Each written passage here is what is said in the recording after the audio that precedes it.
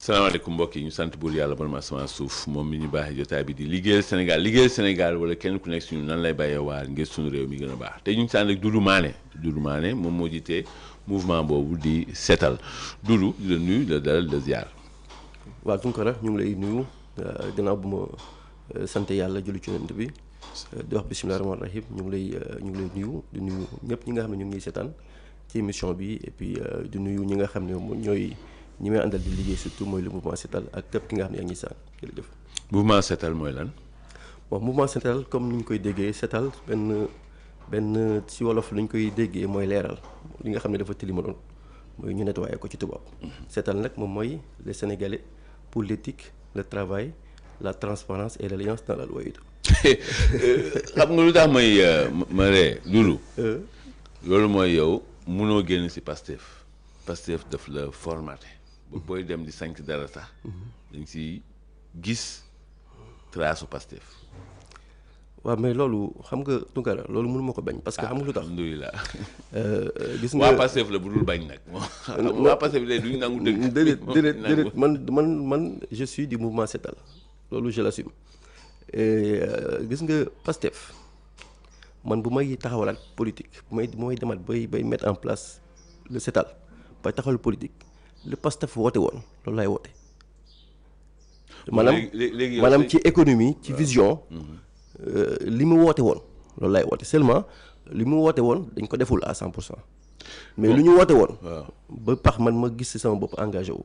loolu laay def du ma def leen loolu moo waral nag tur yi dina méngoo. waaw tur yi méngoo. moom mooy diñ ci gis nag le seetal parce que dafa am li nga xam ne war nañ ko ci seetal diñ ci gis transparence am na li nga xam ne leerul moo war a leer. xam nga Pastef seetal yooyu yëpp ay baatu wolof la yoo xam ne da ngay xam lan la nit ki fan la bëgg dem. waaye baat bu si nekk. am na lu muy tekki. bon Doudou yow si ñu sanc Pastef nga bokk. Pastef Dakar. ban at la woon. en 2018 mais ñu ngi ko tàmbalee waxtaan gi en 2017 waaw. jamono législative yi. voilà maanaam ba ñu paree élection législative yi juste ci lañ tàmbalee waxtaan.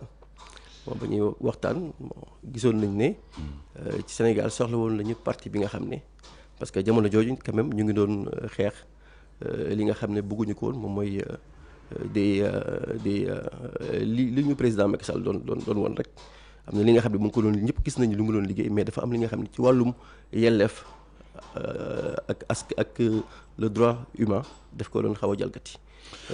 bon léegi yéen. 2018 ngeen sanc Pastef Dakar. yow nga bokk si ñu ko sanc. yow ak kan ku ñu xam. non Pastef Dakar bañ koy sanc déjà nu mu tàmbalee mooy ki nga xam ne mooy Ibrahima Thiam daf ma interpellé ne moom dafa bëgg a tàmbalee jàppale ki nga xam ne mooy Ousmane Sonko aujourd'hui c'est l'actuel ministre chargé des PME PMI. ba ma ko waxee mu ne ma bon vraiment on a besoin de toi pour nga jàppale ñu tout ça bon ñu commencé waxtaan on a fait pratiquement 2 à 3 mois de réunion ci bureau wala sama bureau. ba bon fekk na nag ma commencé dem ci parti bi di nemmeeku parti bi di dem ci réunion yi mais je n'avais pas pris de carte de membre mais lu ma gënoon frappé ci parti bi mooy par rapport ak man fi ma jóge woon parce que defoon naa quand même 4 ans ci parti socialiste mooy l'engagement citoyen parce que man affaire yu citoyen nag laa doon def avant ma ñëw ci politique mais bu ñu doon def réunion bu ñu paree woon waroon def ay activités da ngay gis ki ñu wax ci Cheikh Aliou Bey aujourd'hui mooy l'actuel maire de Sicap Mbao Diamaguène Sicap Mbao mais da jël benn casquette gars yi ket 1000 francs 2000 pour mu ñu mën a am loolu da doon joxe sentiment d'appartenance à une organisation loolu daf ma frappé woon ci parti bi. macha allah waaw léegi yow Ibrahima Thiam ak Bey ñoo si gën a ràññeeku. non ñooñu dañu loolu parce que Ibrahima Pastef Dakar mu ngi tàmbali dëgg le 3 février 2018 ci la Birame Souleye convoqué une réunion bi nga xam ne c'était pour mettre en place un comité d'initiative. Birame Souleye moom waa Thiès la. Birame Souleye waa Thiès moo nekkoon l'administrateur du parti. moo doon organiser Birame Souleye moom la ñu doon dégg moo doon organiser moo doon gérer parti bi. parce que moo doon numéro 2. moo doon numéro 2 du parti. léegi keneen kan si ñu sanc Pastef Dakar. non parti ba ñuy tàmbali on ñeent lañu si juróom la ñu woon. y avait man y avait Abbas Fall y avait ku ñuy wax Nouha Diontra Mané y avait Aboubacar Sonko. et Ibrahima Thiam. Voilà kooku ñun la Ousmane Abdoulaye Baro accompagné parce que moom moo yoroon massification voilà donc Birame Souleye moo ñu installé.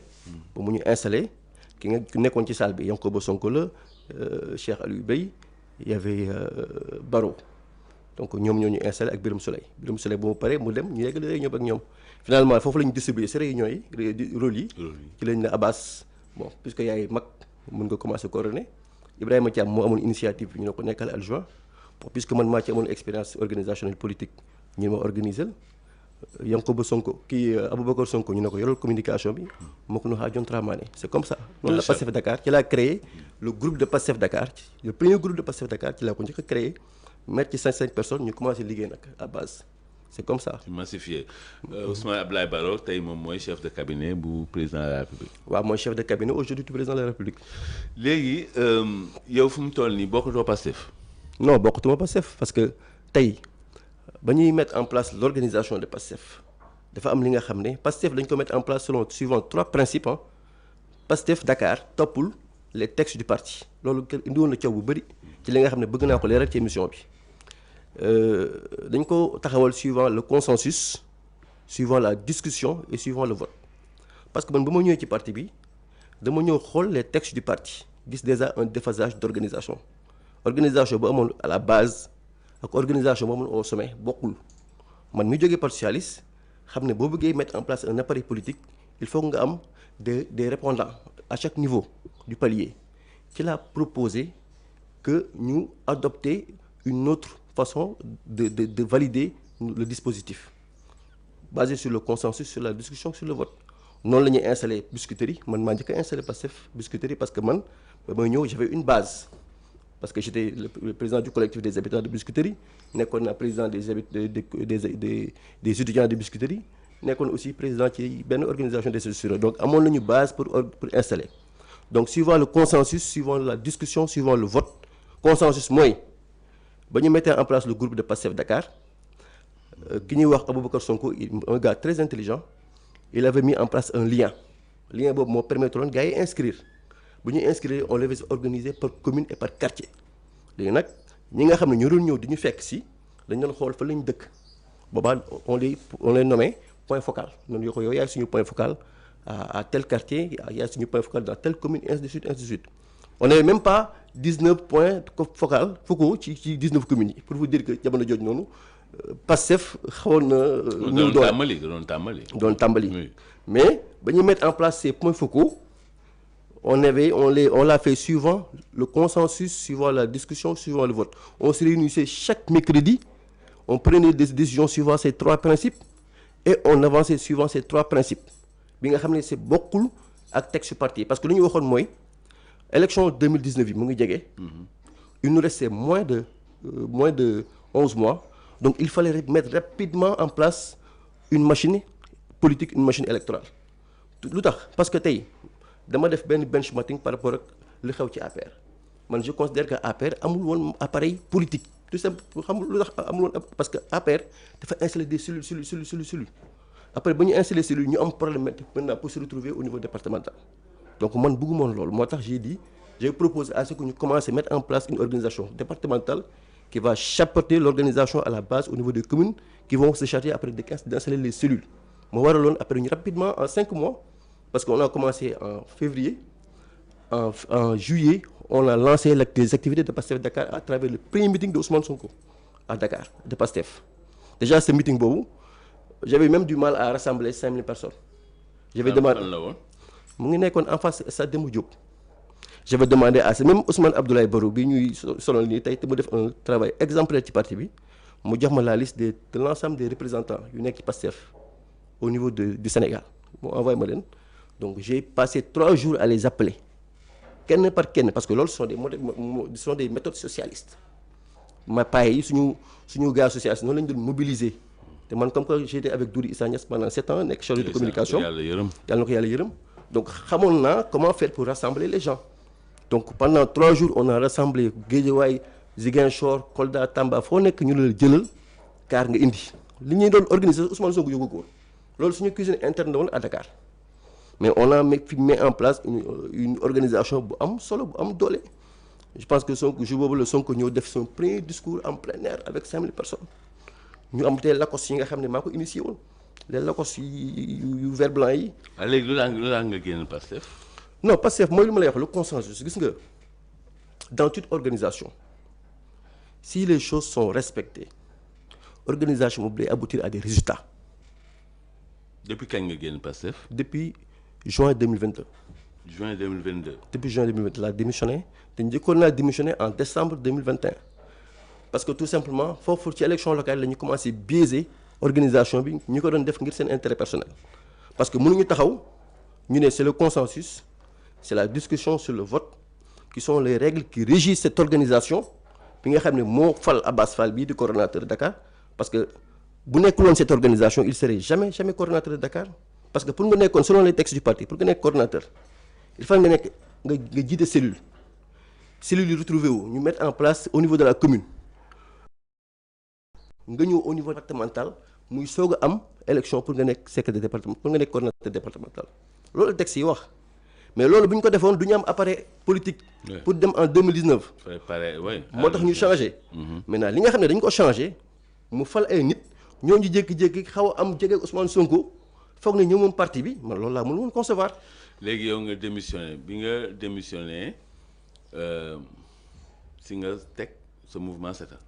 waaw le mouvement Setal ba ma démissionné je l'ai mis en place en 2023 parce que maa ngi démissionné en 2022 en 2023 ñu commencé waxtaan parce que lu tax ma mettre en place ça parce que j'ai beaucoup de personnes yi nga xam ne ils sont de Pastef mais après ba ma demee dañoo xaw a réer parce que j'étais le responsable au niveau du parti xamuñu woon fu ñu donner de la tête ci la ñu ñëw ne mais il faut ñu créer parce que vraiment tàmm nañu cet engouement politique cette organisation politique ba nga xam ne fu mu toll bu ñu toogee au niveau de Pastef sans vous on peut pas se retrouver mais leen non mais y a des vous pouvez aller militer dans les autres. Est-ce que bi ngay créer mouvement bi Doudou gisoon nga ni Pastef ñu ngi doon dox pour jot pouvoir. non c'est-à-dire man li may def je l'ai fait par principe y a des choses yi nga xam ne gis nga. mais boo xamoon ni ñi ngi Pastef mi ngi dem. wallaay pouvoir da ngay. wallaay gis nga même ba may ànd ak Boubacar Camara xamoon naa ne Pastef va gagner les élections Tounkara man j'ai commencé à travailler à l'âge de 22 ans laa commencé di jël sama moto di jàngale ci kër yi 22 ans laa commencé jàngale am xaalis commencé ci génn à 24 ans j'ai créé l'association du Biscuiterie bind un projet jàng ak liggéey permettre à des dizaines d'étudiants ñu commencé di jàngale dans cette association commencé xam luy jàngale ba léegi ñu bëri ci ñoom ñu ngi jàngale ci université yi donc suñ dama nekk nit nga xam ne dama jàpp ne sama wërsëg yàlla ko yor foofu laa ko teg. waaw mais pouvoir tamit wërsëg la tey pouvoir tamit moyen d'action la. pour yow li nga bëgg li nga xalaat nga jëmmal ko. tey Pastef ñoo nekk pouvoir est-ce que gis nga ñoom la ñu waxoon ñu nekk ci.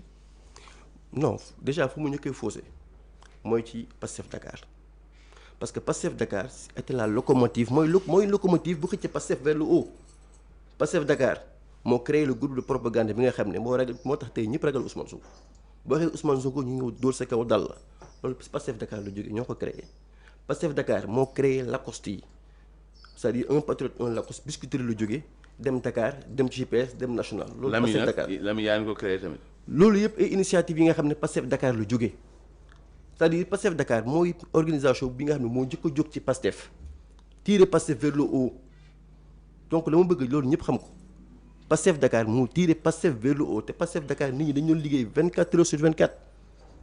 te boobu amul woon loolu yóbbu sa kër. non ñun dañu doon jël 100 000 francs nga am jël sa salaire di ko cotiser tous les mois parce que da nga gëmoon projet bi gëm affaire bi. moo tax mënuma gëm ni ay nit war nañu mën a gën a important un dispositif man gëmuma loolu. tey yan nit moo gën a important dispositif bi. donc man lu tax ma démissionné par exemple je vous dis c'est trois choses la première chose moom mooy mënoo sacrifier toute une vie pendant 6 ans tu mets en place une organisation ba élection locale yi parce que Pastef Dakar c'est moi qui convoque les réunions j'ai convoqué les réunions ñu jël des décisions foofu ma exécuté ko. mais ba élection locale ñu ne ok léegi man mii Abass man maay jël toutes les décisions sans concerter le bureau. bàyyi consensus bi ak. bàyyi consensus bi nga xam moo ko fal bàyyi discussion bi nga xam moo ko fal. moo ko def coordonnateur de Dakar moo ko def tey li mu am. ba déjà bu ma amee problème boo waxoon ne day démissionner dama ko ne le maire le poste de coordonnateur de Dakar la boo ko bàyyi nga lépp parce que li loo mën a am moo la koy jox du ay poste chargé d'organisation yi nga xam ne y a beaucoup de problèmes.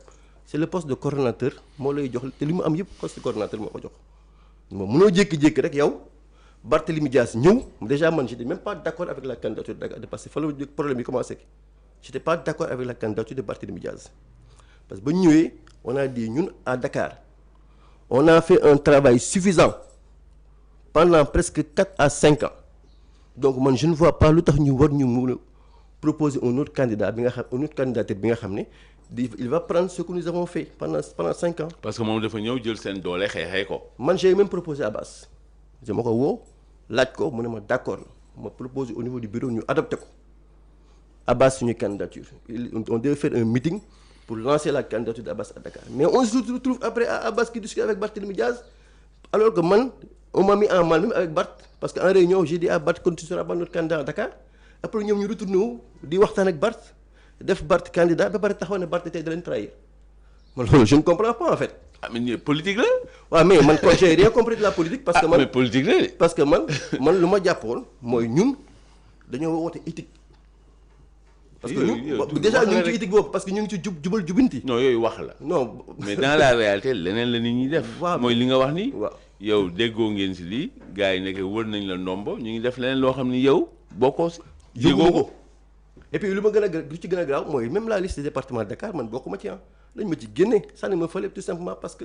da nga doon contesté man bëgguma woon la candidature Bart parce que man j'ai su écoutez man je n'ai rien contre Barthélémy Diaz mais seulement bokkuñu woon parti man ku ma doon xeexal mooy ki nga xam ne moom laa bokkal parti man sama parti boo xam man ba may ñëw Pastef j'étais conseiller municipal chargé de communication de la commune de Biscuiterie avec Djibril Wade avec Doudou Issa Niasse mais ba ñu ma ñëwee conseil pour bëgg ma bokkaat ci conseil ànd ak ñoom je leur ai dit que man je suis de Pastef malgré que ñoom ils ont fait leur manigance ba ma bañ a nekk candidat Pastef mais je continue à être de Pastef. mais kan moo décidé ni Barthélémy Dias mooy nekk candidat au Pastef. non loolu Sonko moo ko décidé. ok léegi yow bi nga démissionné nga créé sa